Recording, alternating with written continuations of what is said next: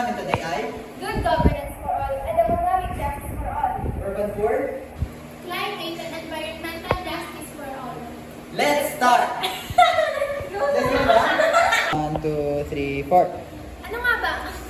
Ano nga ba ang good governance for all? Good governance is a process that ensures public institutions manage public resources and affairs and guarantee human rights without corruption or abuse. Ang good governance for all, ito yung maayos na pamamahala at epektibong pamamahala ng gobyerno. And yung good governance for all ay naghahatid na serbisyo at benepisyo para sa lahat na walang pinipili at pantay-pantay. Example, accountability. Isa yun sa mga quality ng good governance for all. Accountability like, example, hindi nila nagagawa ng maayos yung trabaho nila or nakakagawa sila ng corruption, dapat gumawa sila ng paraan para makabawi sila. Like, halimbawa na lang yung sa ibang bansa, di ba kapag nakakagawa sila ng corruption doon or nakakagawa ng kasalanan yung mga nasa posisyon, ay kusa na silang umaalis. Ito naman sa Pilipinas, nakakapagtaka lang kasi kung sino pa yung nakakagawa ng corruption or nakakagawa ng mga kasalanan, sino pa yung nagtatagal sa posisyon or nag-i-stay. So what are the example of economic justice for all? So sabi po dito, universal basic income, income equality by gender and race, equal opportunity for employment and credit, and allowing all to reach their full potential are key tenets of economic justice. So ano nga ba ang universal basic income? So sinasabi po sa universal basic income na dapat lahat tayo, kahit anong trabaho mo, dapat meron tayo universal basic income, sabihin, yung magiging sahod natin, sapat siya para mabuhay tayo. Life, not just surviving. Makakabili tayo ng mga gusto natin, hindi lang yung pangkain araw-araw na hindi natin kailangan mangutang kada sahod. Diba? So ayun, yung sinasabi sa universal basic income. Income equality by gender and race. Aminin man natin o hindi, hanggang ngayon, meron pa rin disparity sa sahod ng babae at lalaki. And sa race, mas evident siya sa ibang bansa, especially sa US, na kapag, for example, pag Black or Asian, hindi po sila nakakakuha ng trabaho kasing laki ng income na nakukuha ng mga white people doon. Equal opportunity for employment and credit. So, minsan, sa mga mayayaman, di ba, mas madali sila makakuha ng sahod kasi kung yung family nila meron na agad na company, syempre, sino pa i-hire nila? Yung anak agad nila. Ito yung tinatawag na nepotism po, di ba? And yun po, sa credit, syempre, yung mga bangko, dahil gusto nilang kumita, saan sila kukuha ng sino yung mas papayagan nila na yung mahirap na hindi sure makakabayad? Or yung mayaman na sure na makakabayad? Kaya, meron po talaga inequality agad sa opportunity. Doon pa lang po sa concept na merong mayaman at mahirap.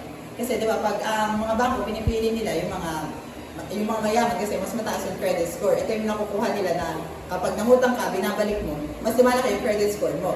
Yung mahirap, pag nangutang sila, yung ibang babayad nila utang din. Kaya hindi sila masyadong nabibigyan ng pautang ng mga bangko. And allowing all to reach their full potential. Kasi yun nga, sa ating situation ngayon, hindi lahat may chance para makuha ang kanilang full potential. Kasi hindi lahat mayroong opportunity magkaroon ng pera para doon, di ba? Hindi nakakapag-aral kasi kulang sa pera. And yun ang example. Thank you po. So our topic for today is urban poverty or urban poor. So ano nga ba ang urban poor? Urban poverty refers to the economic and social difficulties faced by people living in cities who have low income, limited access to social resources. So sila po yung mga may poor quality housing, yung mga pangit na bahay, kasi gawa lang siya sa mga kahoy and mga nakakalat na materials.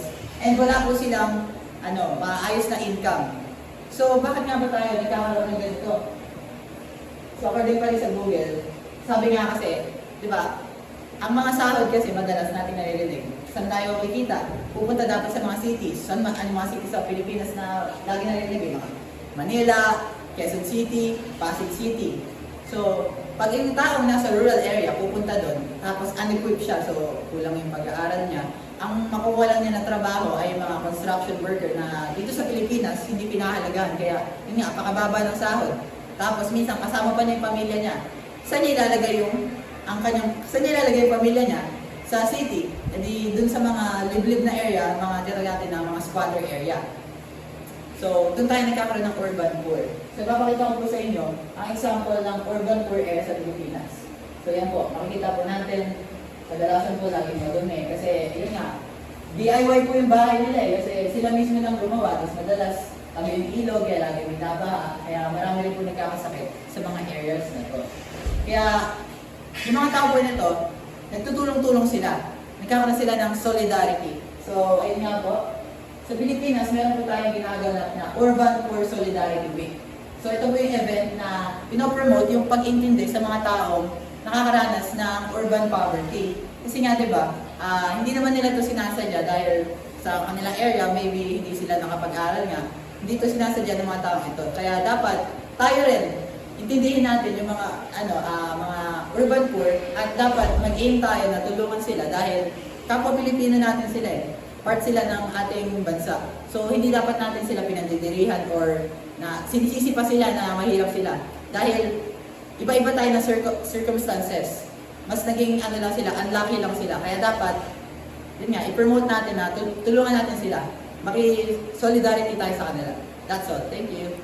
So, ano nga ba ang climate and environmental justice for all? Ayon sa Google, environmental justice is the principle that all people, regardless of race, disability status, age, or socio-economic background, have a right to live, work, and play in communities that are safe, healthy, and free of harmful environmental conditions. Climate and environmental justice for all means everyone is treated fairly when it comes to protecting the environment and dealing with climate change. So, ibig sabihin, kahit sino, ano man ang katayuan sa buhay, okay naroroonan dapat may mahalagang papel at boses sa pagbuo, pagpapatupad, at pagpapatibay ng mga batas o rules na maaaring makapekto sa kanila. It also means that making sure these laws are applied and enforced properly so that everyone benefits equally. Lalo na yung mga taong napapabayaan o hindi naririnig yung boses, dapat maging bilang sila sa mga prosesong pakapaligiran. Sa pamamagitan ng climate and environmental justice for all, layunin nito na bumuo ng isang society kung saan yung health of the environment and well-being of its people are valued and protected in an equitable and effective manner. Tapos na po ang aming report. That's all. Thank you for